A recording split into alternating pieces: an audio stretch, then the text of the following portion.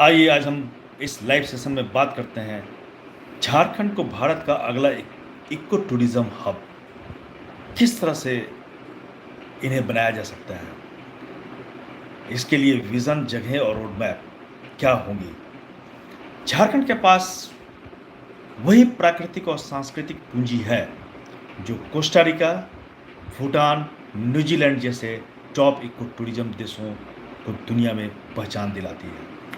घने साल के जंगल, दर्जनों झरने, अनोखे वन्य जीव, शांत झीलें, डैम, हरी भरी वादियाँ, गर्म पानी के कुंड, समृद्ध आदिवासी संस्कृति और अनछुए ट्रैकिंग रूट, ये सभी झारखंड के पास है।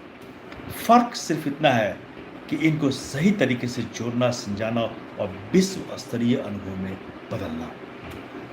आइए अब जानते हैं झारखंड के पास प्रमुख इको टूरिज्म क्लस्टर कौन कौन से हैं। सबसे पहला जो इको टूरिज्म क्लस्टर है वह है नेतरहाट बेतला लातेहार कॉरिडोर। नेतरहाट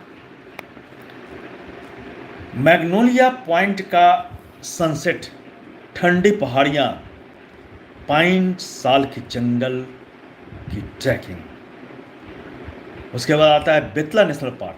यहाँ पर हाथी है, हिरन है, भालू है, तेंदुआ है, पलामू का किला है, जंगल सफारी यहाँ काफ़ी अच्छी तरह से डेवलप किया जा सकता है और बर्ड वाचिंग सेंटर बनाया जा सकता है। पास में लौ बूढ़ा घाघ फॉल्स हैं, मालुटी मंदिर, तत्ता पानी हॉट स्प्रिंग्स हैं। इन सभी में जंगल सफारी का अनुभव अनोखा रहेगा, नाइट ट्रेल रहेगा, तारों का नज़ारा देखने को मिलेगा।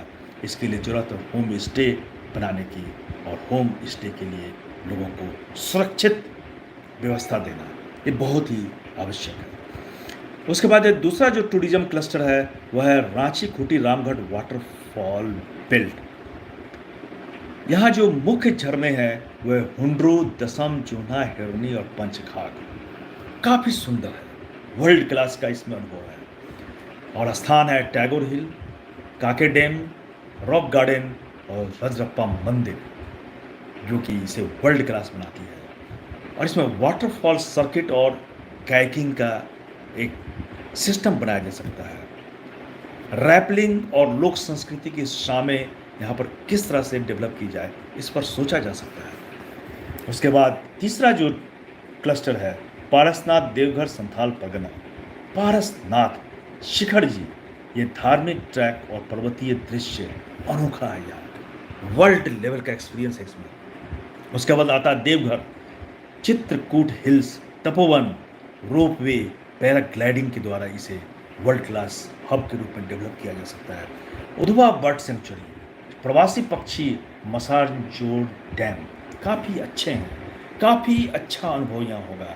यहाँ पर पिलग्रिम और नेचुरल ट्रैकिंग और बर्डिंग के जो प्रेमी हैं इनके लिए हब बनाया जा सकता है, इसे डेवलप किया जा सकता है। उसके बाद दलमा, चांडिल, पतरातू, मैक्लुस्की गंज।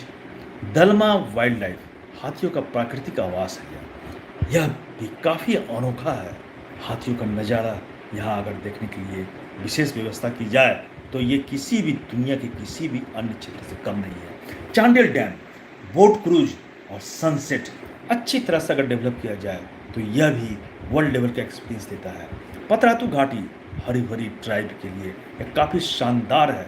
मैक्लुस्की गंज, कॉलोनियल स्टाइल होम स्टे, यहाँ काफ़ी अच्छे रूप में डेवलप अगर कर दिए जाए तो यहाँ साइकिलिंग रूट, फोटोग्राफी ट्रेल और लेक क्रूज के रूप में इसे काफ़ी डेवलप करके काफ़ी अच्छा एक्सपीरियंस लोगों को मिलेगा इसमें। उसके बाद है अगर हम दुनिया से सीखें, जैसे कोस्टारिका मॉडल, पर्यावरण सेवाओं के लिए भुगतान, PES, बर्डिंग टूरिज्म और नियंत्रण जोड़, उन्होंने इसी मेन मॉडल को लेकर के कोस्टारिका में डेवलप किया है अपने टूरिज्म को। उसके बाद है भूटान मॉडल भी अपना सकते हैं, हाई वैल्यू लो वॉल्यूम, कम लेकिन प्रीमियर अनुभव, ये मॉडल भूटान में काम कर रहा है। न्यूजीलैंड मॉडल, सुरक्षित, चिन्हित trail, hot system, local guide.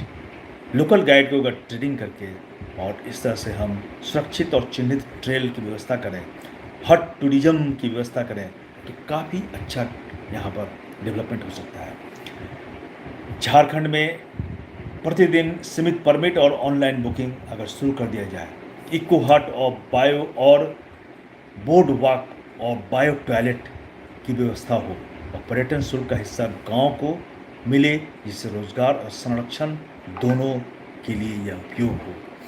इस तरह से 12 से 36 माह का रोड मैप तैयार किया जा सकता है। इसमें पहले साल में रांची, खूंटी, रामगढ़ सर्किट में safety signage, e ticketing, 500 home stay तैयार करके स्थानीय गाइड ट्रेनिंग दे करके लोगों को ट्रेंड किया जाए, तो काफ़ी इसमें बढ़िया बढ़त होगी। फिर दूसरे साल में नेत्रहाट बेतला ट्रेल नेटवर्क पारसनाथ देवघर में एडवेंचर और धार्मिक सर्किट में से डेवलप किया जाए, तो दूसरे साल में इसको किया जा सकता है।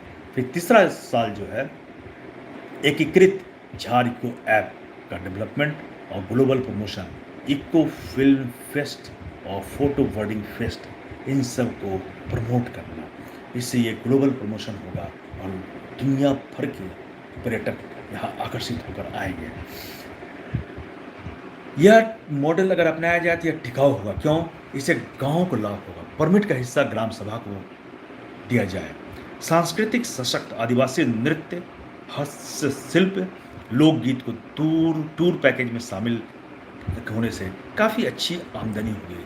प्रकृति सुरक्षित, सीमित परमिट, यहाँ पर भीड़ नहीं लगने देना, रेस्क्यू रिस्पॉन्स सिस्टम और प्लास्टिक फ्री जोन डेवलप करना, ये जो है ये मॉडल काफ़ी टिकाऊ है।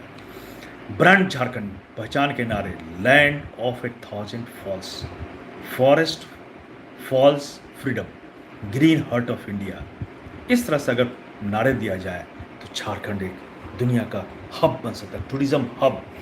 झारखंड के पास कच्चा सोना है, उसकी प्रकृति, संस्कृति और लोग।